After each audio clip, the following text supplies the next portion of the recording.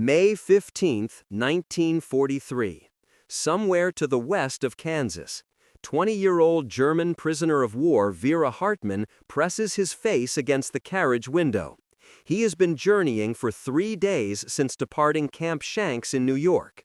3 days observing America unfurled before him. 3 days attempting to grasp the sights he witnesses.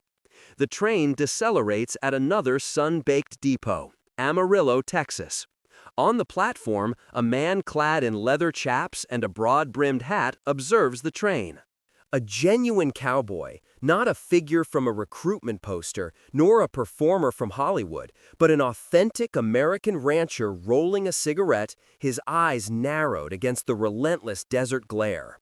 Hartmann, along with 499 other German prisoners of war, is on the cusp of entering a reality that Joseph Goebbels had adamantly declared to be non-existent. They were primarily soldiers of the Afrika Korps, captured at locations such as Kasserine Pass, Tunis, and Sicily.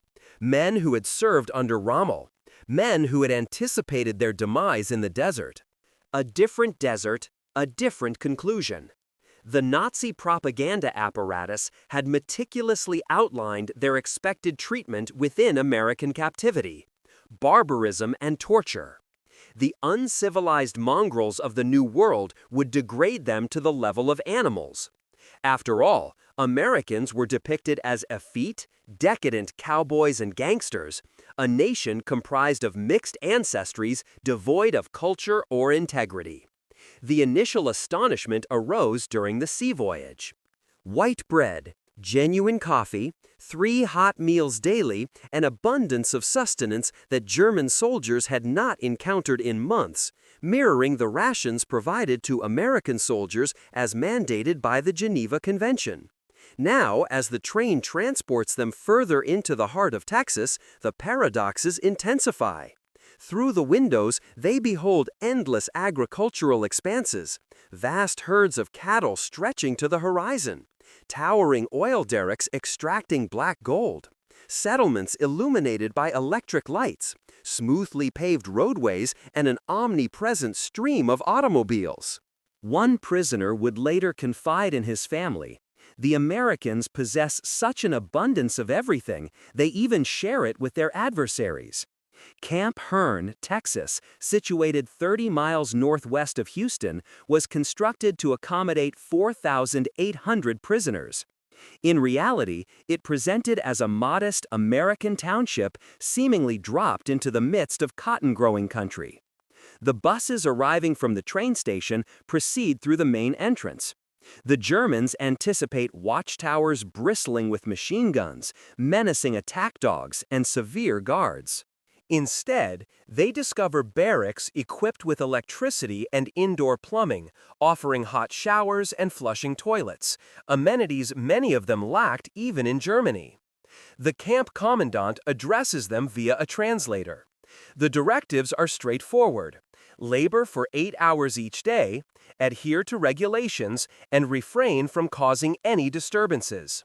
In return, they will receive 3 substantial meals daily, a daily wage of 80 cents paid in camp script, access to the canteen, opportunities for recreation, and the ability to receive correspondence from home. Untranslator Friedrich Becker struggles to comprehend the information being conveyed. Wages. They are to be compensated at the same rate as American privates, who earn $50 per month. The following morning, they encounter their work supervisors. These are not soldiers, but rather ranchers, cotton farmers, and cattlemen. Men dressed in well-worn denim and leather boots, men in urgent need of additional hands for the harvest. The American agricultural system sustains nearly half of the free world. Yet American youths are engaged in combat in Italy and preparing for operations in France. Texas cotton fields span thousands of acres. Without a sufficient workforce, the crop will inevitably perish in the fields. The German prisoners represent the answer to every farmer's desperate plea. A rancher named John Davidson surveys the assembled prisoners. He requires 40 men for his cotton fields. He gestures toward the largest, most robust of the Germans. Then he performs an action that brings everyone to a standstill. He walks over, extends his hand, and introduces himself. In Texas, he explains through the translator, men shake hands before commencing work together. Oberreiter Wilhelm Miller gazes at the extended hand. Just 6 months prior, he was engaged in combat against Americans in Tunisia. Now, one of them offers him a handshake as an equal. He accepts. Davidson's grip is firm, calloused, the hand of a working man. The cotton fields of Brazos County stretch for miles beneath the Texas sun. The labor is arduous. Backs are bent, fingers bleed, and sacks weighing 100 pounds must be managed. However, something extraordinary transpires in these fields. The German prisoners labor alongside Mexican migrant workers, black sharecroppers, and impoverished white tenant farmers. The racial hierarchy that the Nazis espoused begins to disintegrate under the Texas sun. Everyone sweats identically. Everyone's back aches in the same manner. Everyone draws water from the same communal bucket. At midday, Rosa Martinez, the ranch cook, rings the dinner bell. The prisoners anticipate meager rations of bread and water. Instead, they are served beef stew, cornbread, sweet tea, and apple pie. Rosa speaks no German, and the prisoners speak no Spanish, yet she generously ladles extra portions onto their plates and offers a warm smile. Food, it seems, is a universal language. Vera Hartman would recall this meal for the remainder of his existence, not for the culinary fare, but because a Mexican woman treated German prisoners with the same compassion she extended to everyone else. The Third Reich asserted this was an impossibility. The Third Reich was mistaken. Saturday night at Camp Hearn, the recreation hall resonates with music, not martial marches or Nazi anthems, but the sounds of Bob Wills and his Texas Playboys emanating from the radio. Western swing, the definitive sound of America in 1943. Following Italy's defection in September 1943, Italian prisoners of war were granted increased liberties. They were permitted to attend local dances, albeit under chaperoned and supervised conditions. German prisoners observed this with a palpable sense of envy. Certain camps would subsequently authorize carefully controlled social gatherings. These events were always supervised, always managed, yet they represented a fleeting glimpse of normalcy amidst wartime. The prisoners began forming musical ensembles, learning American songs, and some even composed new pieces. A peculiar synthesis of German folk melodies and Western swing music emerged, unique to that time and place. The letters sent home instigated their own crisis. What could they possibly write? How could they articulate this experience to families enduring Allied bombing, to mothers standing in ration lines, to wives who had not seen meat in months? Friedrich Becker wrote to his wife in Hamburg, "The Americans are not as we were led to believe. They have provided us with warm clothing and sturdy boots. We consume meat daily. I am diligently saving my wages. When I return home, we shall have funds." He omitted any mention of the pervasive abundance surrounding him. The automobiles owned by virtually every farmer, the electric lights blazing throughout the night, the shops overflowing with merchandise. How could he possibly convey such a reality? She would likely deem it unbelievable. Moreover, the censors would not permit such details to pass. Camp McLean, near Amarillo. Here, the cowboys are not metaphorical. They are actual men, and they require assistance managing thousands of head of cattle. The rancher, Thomas Anderson, surveys his new laborers, Luftwaffe pilots, panzer crews, U-boat sailors. Not a single one has ever encountered a cow at close range. He sighs. This promises to be an interesting endeavor. He begins with the fundamentals: how to approach a horse, how to wield a rope, and, critically, how to avoid being kicked, bitten, or trampled. The Germans harbor a profound fear of the animals, and the animals, in turn, regard the Germans with suspicion. It is a mutual distrust at first sight. Yet, Anderson exhibits patience. His own son is piloting B-70s over Germany. These young men before him are also someone's sons. Regardless of their status as enemies, they are present. And cattle, Anderson understands, pay no heed to politics. Within weeks, a remarkable transformation occurs. The Germans take to ranching as if they were born to it. Perhaps it is their military discipline.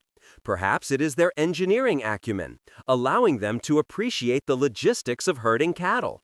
Or perhaps it is simply that working with animals possesses an honesty that war never did.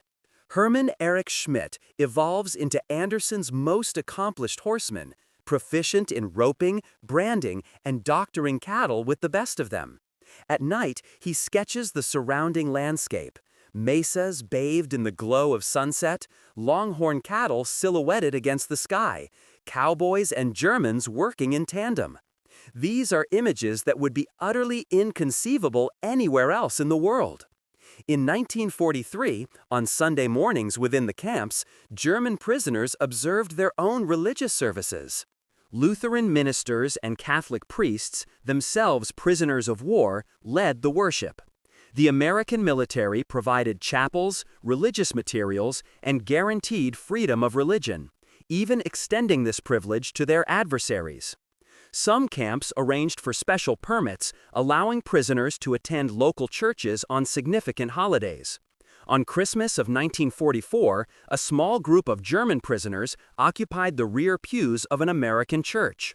The hymn was Silent Night, originally sung in German. They knew every word. By the third verse, some were weeping, not from sorrow, but from the overwhelming shock of being treated as fellow human beings in an enemy nation. December 23, 1944. Camp Papago Park, Arizona. 25 U-boat sailors have been engaged in excavation for 3 months. Their tunnel now extends 178 feet beyond the perimeter fence. Tonight, they will attempt an escape. The plan, while ingenious, is fundamentally flawed in its execution. Their objective is to descend the Salt River to Mexico and live freely until Germany prevails in the war. They have constructed a collapsible raft, meticulously studied maps, and stockpiled provisions. Everything appears to be in readiness. Captain Lieutenant Hanser Kraus leads the way. They emerge into the Arizona desert under the vast expanse of a full moon. Freedom beckons. They race towards the river, only to halt abruptly. The Salt River is entirely dry, bone dry. Not a single drop of water is visible, only an endless expanse of sand and rocks. The maps they relied upon were from 1880, predating the construction of dams and the implementation of extensive irrigation systems. Their raft is rendered useless, their elaborate plan utterly defunct. They scatter into the desert. Within hours, they are hopelessly lost. The Arizona desert in December presents extreme temperatures, freezing cold during the night and scorching heat during the day. They possess no water, no substantial food supplies, and no comprehension of their location. Private Johann Kramer, disoriented, stumbles upon a gas station near Phoenix. He has been at liberty for 3 days. He is severely sunburned, dehydrated, and experiencing hallucinations. The attendant, an elderly man named Pete, offers him water and prepares a sandwich for him, then contacts the authorities. While awaiting their arrival, Pete shares his coffee with Kramer and speaks of his own son serving in the Pacific Theater. 2 father's sons, one lost in the desert, the other lost in a global conflict. Captain Jürgen Buttenberg manages to travel the furthest, reaching the heart of downtown Phoenix. He is seated on Van Buren Street on January 28th when a street cleaner notices his distinct accent. The police apprehend him, finding him utterly exhausted, homesick, and resigned to his recapture. Even in escape, America remains America, abundant, comfortable, and inexplicably difficult to despise. Spring 1945. The European conflict is drawing to a close. Within the camps, the prevailing sentiment shifts palpably. Letters from home cease arriving. Cities are reduced to rubble. Families are dispersed or deceased. What remains to return to?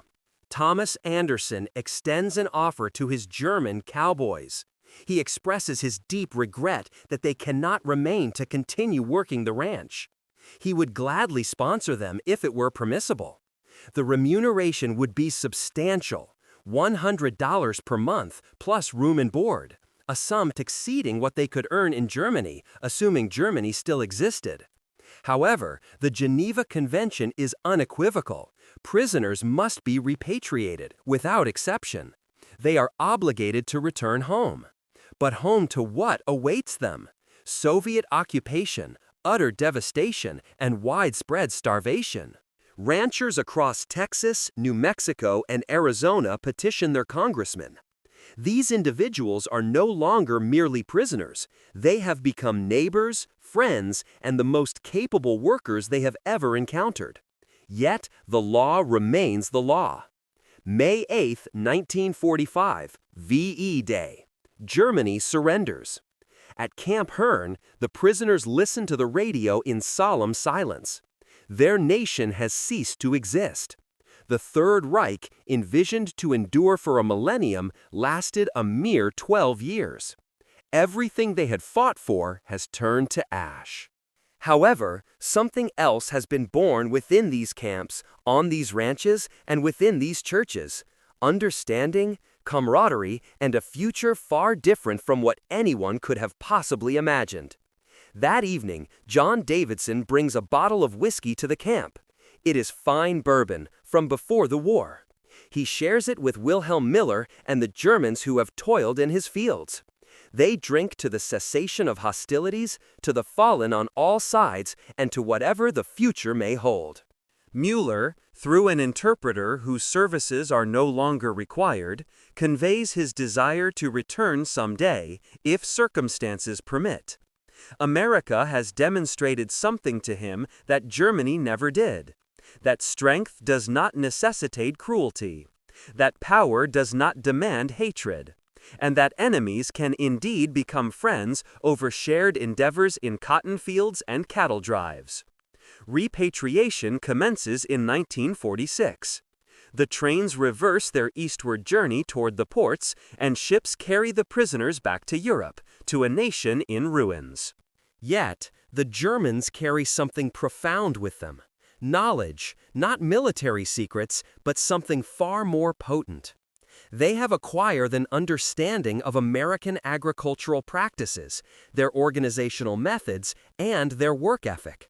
They have witnessed American abundance and comprehend that it is not the product of magic, but of systematic approaches, advanced machinery, and effective management, elements that can be learned, emulated, and adapted. More importantly, they have come to know Americans not as the caricatures depicted in propaganda, but as real people. Thomas Anderson teaching them to ride, Rosa Martinez ladling extra stew, John Davidson extending a handshake, Pete offering water to an escaped prisoner. When they recount these experiences in Germany, no one believes them. Americans treating prisoners with greater benevolence than Germany treated its own soldiers? Impossible. Compensating them with wages, imparting valuable skills, sharing their places of worship? Utter fantasy. However, the evidence is overwhelming. 425,000 German prisoners of war labored on American farms between 1943 and 1946. They harvested millions of dollars worth of crops, picked cotton by the ton, and salvaged entire harvests that would have otherwise rotted. The American agricultural miracle that sustained the Allied war effort was, in part, made possible by the contributions of German prisoners. By 1950, something remarkable occurs. Immigration laws are amended. Former prisoners become eligible to return. For $5,000, they board ships in Hamburg and Bremen, no longer as prisoners this time, but as immigrants. They are seeking the America they discovered during their captivity. A former Afrika Korps sergeant returns to Texas in 1951. John Davidson awaits him at the train station. The handshake is the same, the grip even stronger. No translator is necessary now. His English is flawless, tinged with a Texan accent, making him sound like a genuine cowboy. He marries a local woman, establishes a machine shop, and specializes in repairing tractors and farm equipment. His son will attend Texas A&M to study agriculture. His grandson will serve in Afghanistan with the United States Army's 82nd Airborne Division. The transformation is complete. Another returns to Arizona. Thomas Anderson has work prepared for him. He is recognized as the most accomplished horseman he ever trained. Eventually, this individual acquires his own ranch, comprising 500 acres near Tucson, where he raises quarter horses and achieves accolades at state fairs. His neighbors are aware of his history. It matters not to them. In Arizona, one is judged by the quality of one's work, not by their place of origin. Even one of the Papago Park escapees returns legally, establishing a small business in Phoenix not far from the location of his capture. The irony is not lost on anyone. Decades later, former prisoners of war return to visit the former campsites. They bring photo albums filled with images of young men in Wehrmacht uniforms, learning to pick cotton, mastering the art of roping cattle, and understanding that their enemies were, in fact, human beings. At one reunion, an elderly rancher rises to address the gathering. His voice is softer with age, but his message is unequivocally clear. You boys arrived here as enemies. You departed as friends. You have returned as family. That is the American way. That is the cowboy way. That is the human way. The applause that follows lasts for 5 minutes. Former adversaries embrace, and not a dry eye remains in the room. The statistics present one narrative: 425,000 German prisoners, 700 camps spread across 46 states, millions of dollars in agricultural labor, and 5,000 who eventually returned as immigrants. However, the true story transcends mere numbers. It resides in the profound transformations. Nazi soldiers evolving into Texas cowboys, enemies becoming neighbors, and animosity dissolving under the warmth of hospitality, with propaganda shattered by simple acts of human kindness. The Germans had anticipated American barbarism. Instead, they encountered American abundance.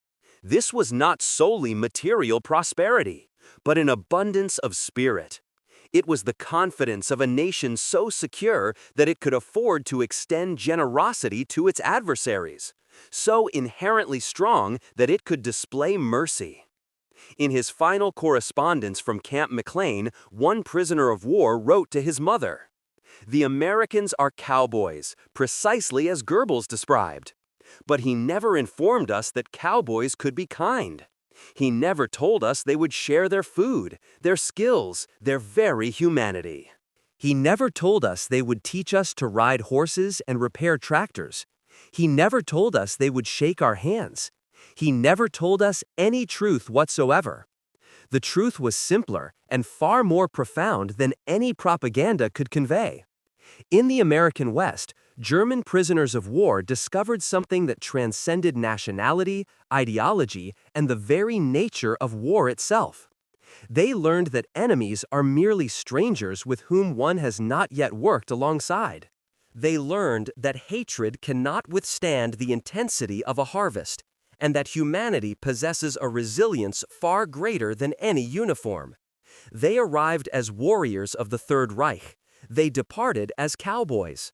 And amidst the dust of the Texas cotton fields, the elongated shadows of the New Mexico mesas, and the searing Arizona desert sun, they absorbed the most perilous lesson imaginable for any totalitarian ideology. They discovered that their enemies were human, and in doing so, they recognized their own humanity as well.